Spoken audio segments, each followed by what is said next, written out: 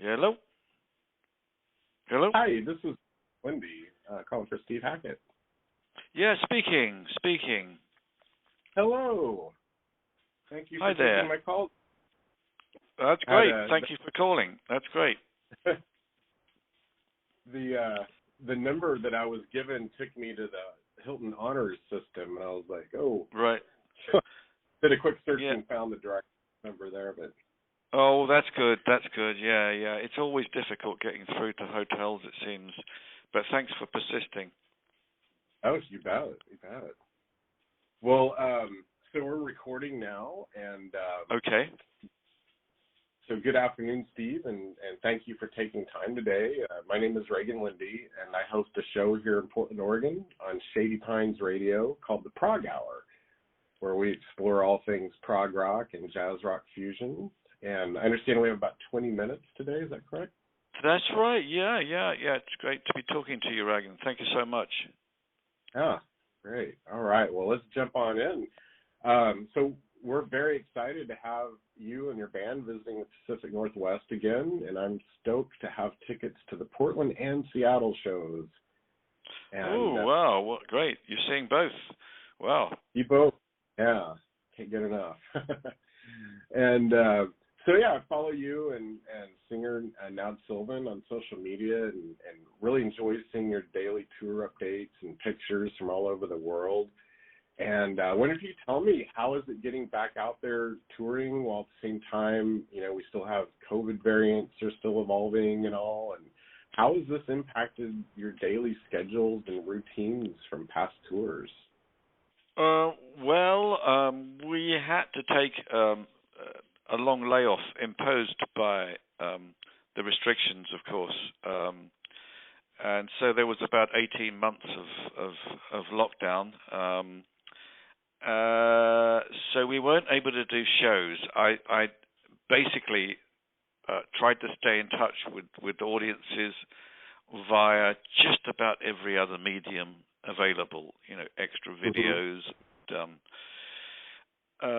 social media stuff, just to say, yeah, still here, still being productive, produced a couple of albums, brought out a book, all of those things.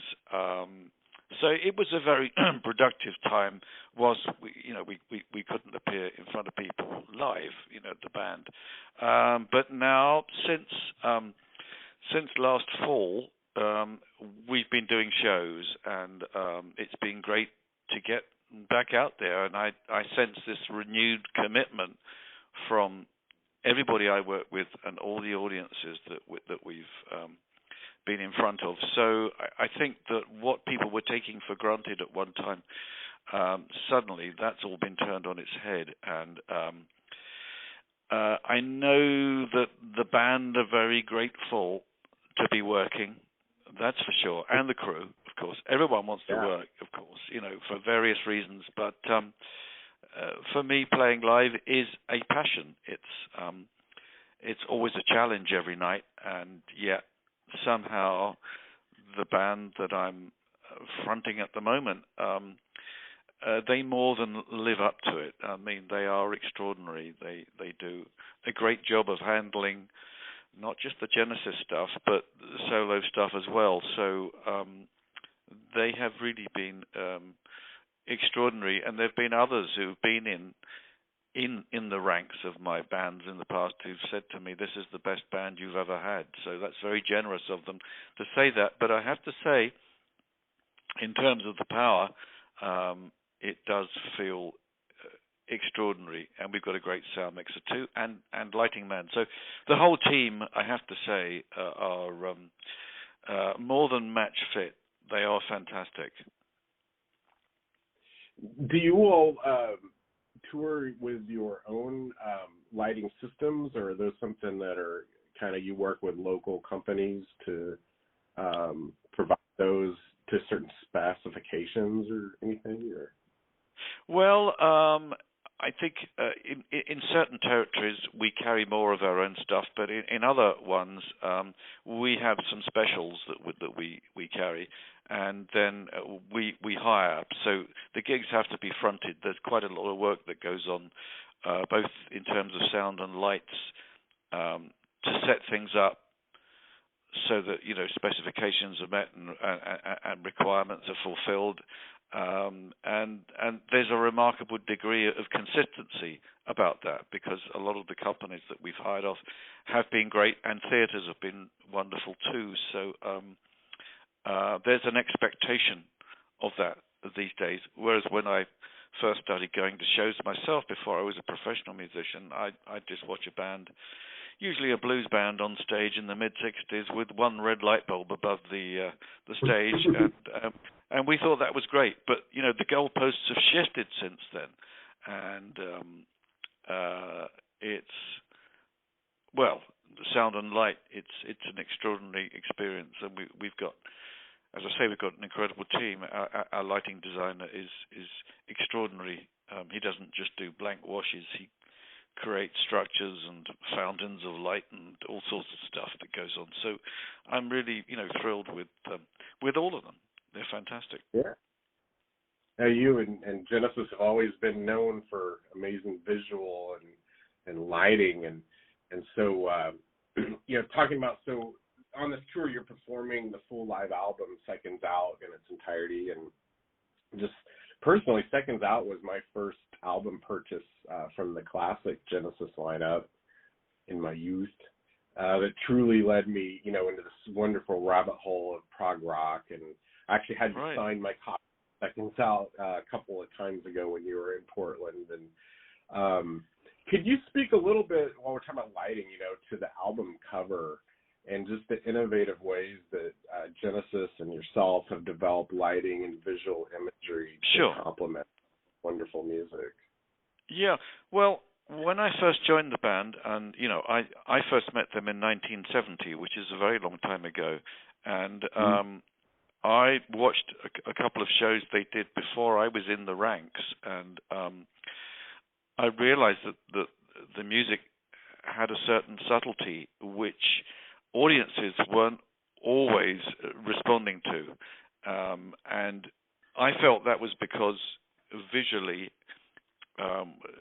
what was being thrown at the band on stage wasn't always appropriate. In other words, if you've got a little acoustic moment going on, there's no point having a strobe on the band and all the rest. So so it was a kind of an unwieldy salad of a look, and I said to the band, we need to get our own light show. And so for a while we owned our own sound and lights rather than hiring them, and we carried this stuff around, pretty much the same as Pink Floyd had at the time.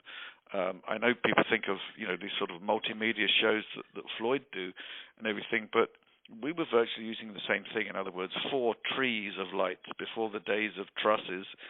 So this is some of the history of it, but the sense of it is, the spirit of it is, if you've got the right sound and the right look that complements it, then you can cast the spell of these different atmospheres that complicated songs require. A bit like, here's another scene from a movie, a bit like a film for the ear rather than the eye, perhaps, in terms of recorded stuff. But then when you're presenting it live, you do have to have these complementary moments, and I think as Genesis we became very good at that. We were very lucky to work with Shoko and Alan Owen, who sadly has passed on now, but he was a lighting genius, and I've worked with several others since then, including Chris Curran, who's our present lighting guy, and then on sound we have Ben Fenner, who's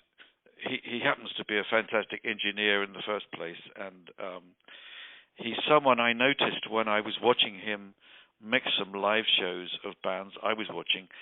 He wasn't afraid to give it full power, and he made people come across with an extraordinary degree of presence and sound, and you knew it was a force to be reckoned with. So I think this music needs that. I mean, when we do something like Dance on a Volcano, the moment that the big chord arrives on the accent right at the beginning, after you've had the tinkly intro, the idea that the lights arrive at that moment, bang. Yeah, It really has to be synchronized like that. And funnily enough, when we were doing some of the Cruise to the Edge shows, we started out this thing twice, and not only did we have the lights when we were starting out with Watcher of the Skies, but when we were doing Dance on a Volcano, each time, as soon as that big call came in, the ship's engine started as well. So you just knew it was all starting. Absolute, full on in terms of what's going on stage and the engine underneath it all. And it happened twice. And I think, my God, it was synchronicity happening once, never mind twice. So somebody out there or down below went, okay, yep, Ramo, and that's a tremendously big moment. So, yeah, I think rock is full of big moments that you can't really quantify. Why does that work? Why does that become magic? But someone has thought about it beforehand. So there's a lot of thought that goes into the show. It's not just blood, sweat, and tears. There's some brains in it as well. Do you recall what part of the show that Seconds Out cover image was taken from? Yeah, I think the famous image that we've sometimes reflected with these shows it's normally on Afterglow, and it happens to go with the words, and I would give everything, and you get everything with the lights. Those things were landing lights, parkans suspended, and you got this curtain of light, or this, in other words, the different narrow beams of those things coming down. But it was always a big moment, and through the fog. Yes, indeed. Through the smoke, the fog, the whole thing. These days we tend to use hazers, which means that there's always a certain amount of smoke. We're less dependent on having fans blowing the stuff in. The machines, those types of fans.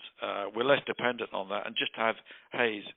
And if we can get the theatres to keep the aircon under control, then you've got this curtain of light. It gets painted on with the through the smoke, through the haze, all of that, and it makes for a much more powerful look.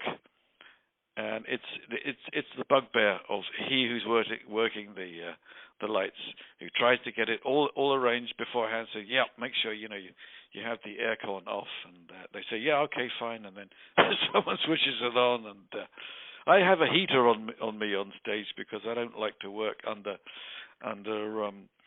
aircon that's freezing. Really? Okay. Freezing me and my strings. It breaks guitar strings if it's too cold, and I don't like to do that. So most of the time that's a very rare event. So yeah, I got my own personal heater, would you believe, to make sure that the guitar stays in tune, keeps its temperature.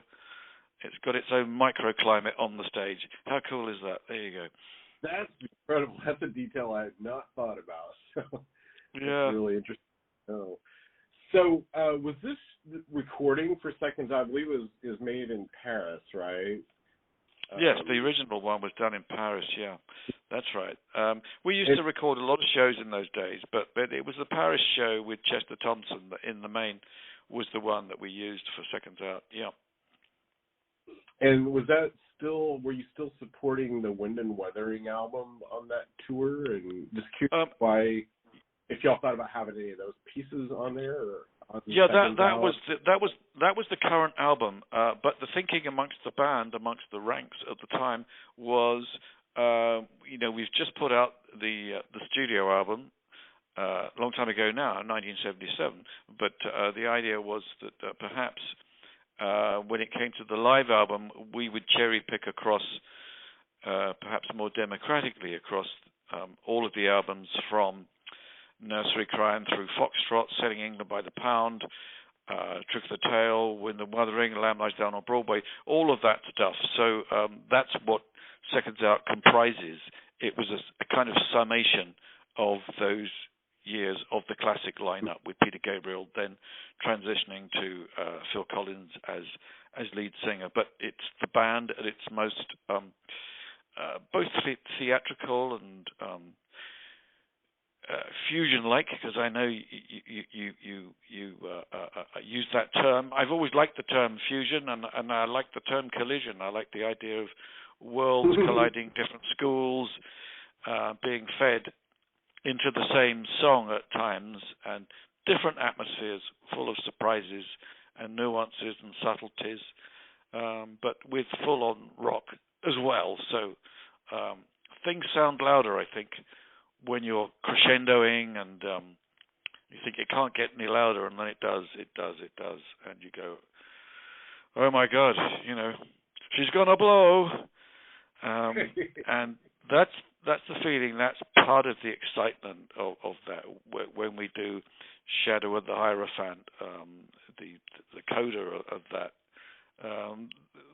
Not only do the walls of the city shake, but it's and then some. So I've noticed that audiences respond to that, which is something that we rehearsed with Genesis, but it never made it onto a Genesis album back in the day. But Tony said to me after I'd done that first solo, Tony Banks said to me, we could have used that for Genesis, because I think he realized that it was a gem that the band could have done. But Genesis in those days was famous for having an abundance of ideas, not all of whom made it onto the current album. So that was an idea from 1972 that finally was it was set sail in 1975, and I've made it a sort of linchpin of the live stuff, the stuff that sounds totally the spirit of Genesis. But with the power and panache of now. Yeah, so glad you brought that up, Shadow of Hierophant. So one of your early solo pieces, Mike Rutherford and Phil Collins played drums on. I describe that song as it's a beautiful apocalypse. Like I could almost, you could do a whole set with that ending. And of course, you wouldn't have a lot of time for other pieces, but it's addictive. And so, I wanted to ask you a little bit about that. Yes. The instrumental section there, begins with a glockenspiel and just builds and layers. And can you talk a little bit about, the role? And I think in a lot of your music, I think this is a great example of triad inversions play here and in so many of your guitar arrangements, and I've always been curious on this piece. What came first, the melody or the chord progression? Oh goodness me! Well, there were two separate things. When I was at home, just after we'd done Lamb Lies Down on Broadway, I had the Mellotron with me, and I was writing the first section on Mellotron and 12-string guitar. So quiet verse, loud interjections of instrumental stuff, and then transitioning to the end that you've mentioned, which starts with the glockenspiel, which was rehearsed with Genesis, but that. We didn't do it as a crescendo. It was an afterthought to do it when I was making my first solo effort, Voyage of the Acolyte, to do it with Mike and Phil Collins, and to do it in layers, so things got added and added. And I remember that Peter Gabriel said that it reminded him of a Greek tragedy, and funnily enough, my wife Jo said that she thought it would be perfect music for the Oresteia,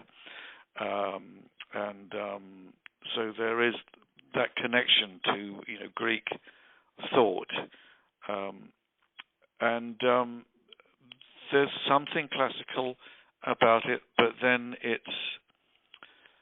in a way, it's almost like a Beethoven-like sequence, but done in a way where perhaps Ravel might have been proud of it, and if he'd had rock instruments at his disposal, he might have welcomed the idea of, oh, you've got the choir in there as well as the bass pedals.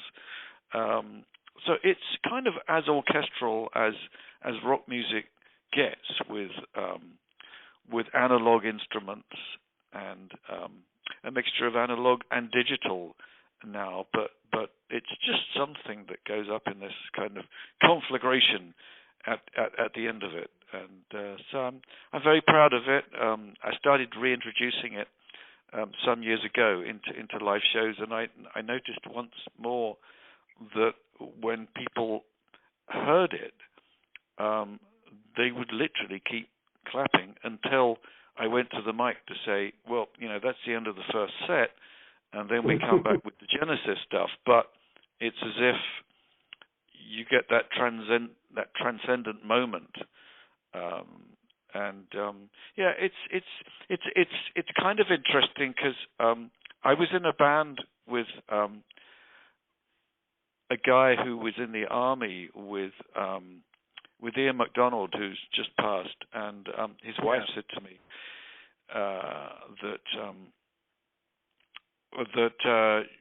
she'd seen King Crimson at the Marquee in 1969, and they used to finish their live set with a version of Mars, which got louder and louder. So another crescendo in 5/4 for that. So that was their version, which I don't think they recorded because they were worried about copyright problems at the time. But when she saw us doing this live, she said she thought she was back in the Marquee in London, 1969 again, with the power of that. So I'm very happy to bring back the spirit of '69, perhaps, and but it reaches back much further than that. Classic lineup, classic music, classical changes, but ultimately it's fusion or collision, different styles, different instruments to get perhaps to the same place. But the power of crescendo is extraordinary if you've got someone on the controls like Ben Fenner, the band power in, but you need the whole team to really make that explode by the end. So sometimes I think to myself, it's demolishing the audience. The second stanza through that progression, when you introduce the minor 7 chord, is just like kind of unexpected, but it's like I felt like that change just really kind of summed up a lot of the sound that you and Genesis and had, and I kind of think of that more as almost like a jazz like introduction there for that one bar, but it's like it makes it, it's so fun to listen. Well, I think it's harmonically satisfying, I think is the word, and there's a link via guitar tapping, which it's funny, I used to think of that as such a personal thing, and as far as I know, I was the only one doing it at that time. But then it's become part of the glossary of terms, part of the dictionary of heavy metal shredding. There is no way to play faster on guitar than that, because you are not articulating every note. You're hammering on with both hands and pulling off with both. So it's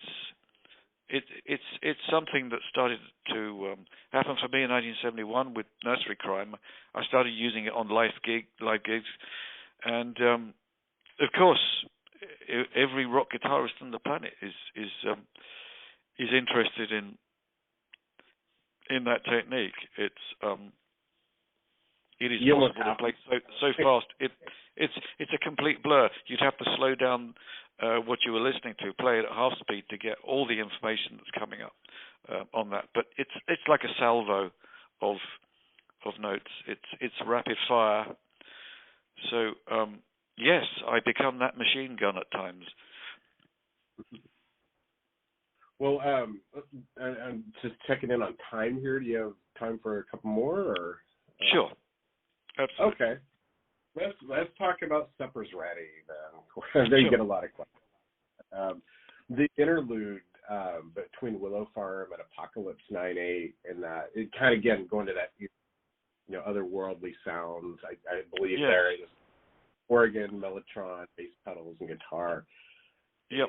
Do you feel like that kind of moment really kind of embodies what became a staple for Genesis composition, and even in the early days, and even into the trio versions of Genesis? I think there was something that used to take place with Genesis sessions when we were rehearsing Genesis jams. Mike Rutherford tended to pedal one note, and luckily Tony Banks was sufficiently gifted as a harmonically driven keyboard player to be able to make you think that the chord had changed, because he was so fluent with that. Supper's Ready is one example of it. Another example would be Can Utility and the Coastliners, where you have the mellotron section on that, where it's beautiful compositionally. You've got Phil improvising, you've got Mike Rutherford and myself as rhythm guitarists powering over the same thing. The bass pedal is like an intoning bell, and these things can work very, very well, particularly if you get the right lights. And of course, when it was Peter Gabriel, he would often sort of depict the action by personifying it and living the words, acting the part. So he was part actor as well as frontman and singer. All of those things combine to make up what we think of as classically progressive. Can you speak a little to the process, with your band? I know you have some new people in on this tour for learning and pieces, and how much of that, back catalog, I understand, like, as you later on, you and Genesis, worked with symphony orchestras and stuff, but how much of that stuff was actually scored as you were doing it, and are those things that still get used today? As regards Genesis back in the day, we only really worked with top line and chords.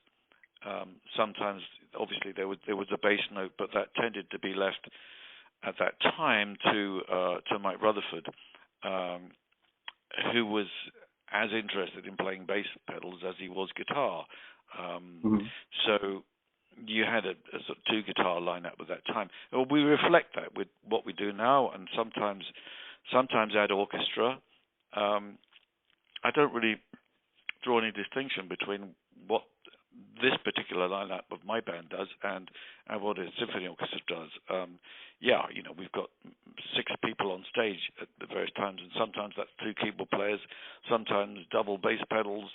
That's an awful lot of hands on deck, and modern technology affords all sorts of things. At one time, the mellotron, you had a sort of limited palette of sounds at your disposal, but now, of course, there are so many things that we can use. So one of the Genesis tricks, if you like, or one of the things that characterized the band was when you had an acoustic section, you may have 1, 2, even 3 guitars chiming away.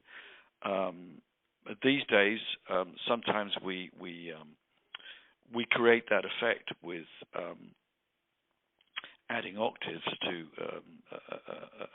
the technology that's available via the feet. So the stomp boxes allow that, and sometimes we're using variacs. Sometimes we're using keyboard impersonating 12 strings that were initially impersonating harpsichords. So it's funny how that cross-fertilization works, but it's a beautiful chiming sound that happens, very much characteristic of early Genesis. And if audiences tended to be more straight ahead in the early days, where they really wanted a boogie. I think what the difference is now, I was very keen that we should have lights that shimmer and have small things with a number of mirror balls to flood the auditorium in this sort of sparkly light. So it's not a straight ahead 1930s mirror ball. It's far from that. It's one of those things where you've got the music is tinkling and chiming, and so are the lights, and so you get this magical kind of atmosphere that I'm so proud of, and I've noticed that it creates that spell. I really wish I could be out front and watch this while it's happening simultaneously, because I think that there are people who said to me they saw the show, they perhaps never seen it live, and they couldn't sleep all night from it, which is great. You know, I love the fact that we've been able to do that on this tour with all the COVID challenges and everything. But it's really been amazing, and reactions have been amazing. Attendance has been amazing. I'm very proud of it all. It is quite the team, and the guys who interpret it. Many of them grow up listening to this stuff, so I think it was a must for drummers like Craig Blundell. And so, yeah, I mean, you know, he knows these original parts like the back of his hand, but then he toys with it and plays it. So, you know, we do authentic versions, but we're not slavish. I don't want him to do every snare beat that Phil Collins did, you know, back 50 years ago. There's no point. As long as it's authentic and it kind of evolves in the way that Genesis used to evolve. The more we used to do those pieces, the more we would change them, refine them. I guess what I'm saying is I'm proud of it. Yeah, a lot of these is that you can hear some of the, you know, the classic Phil Collins hits, but then and you know, again, in the shadow of Hierophant, it's great. I mean, and as a drummer, having that extended section where you're basically laying down the quarter note cadence, you know, and he just has all that room around there to work with. Well, as I say, we have Craig Blundell on drums these days. It was Gary O'Toole, and we basically saw Hierophant as a means to have a storm within a storm. Basically, it's turned into a drum solo. So as it grows, it becomes more agitated at the heart of it, at the core of it, and so it's a little bit like the drums win at a certain point, and then that gets subsumed with the sound waves of everything else, and so there is extraordinary power that goes with that. So I think of it as a transcendent moment every night. It's never quite the same every night, but it's something that, as I say, seems to transfix audiences, and so we kind of get a standing ovation usually before we're in the second half, which is the Genesis stuff proper. So I'm proud of the fact that we get them going with the solo stuff beforehand as well.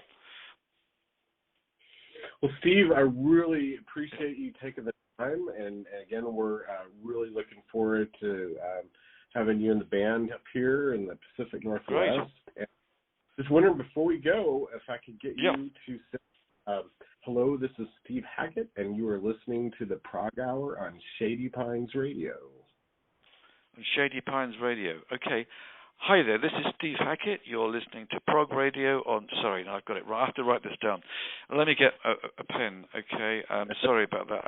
I'm never any good without a script with these things. I know, I have... Shady Pines... let me get a pen. Okay, hang on a sec.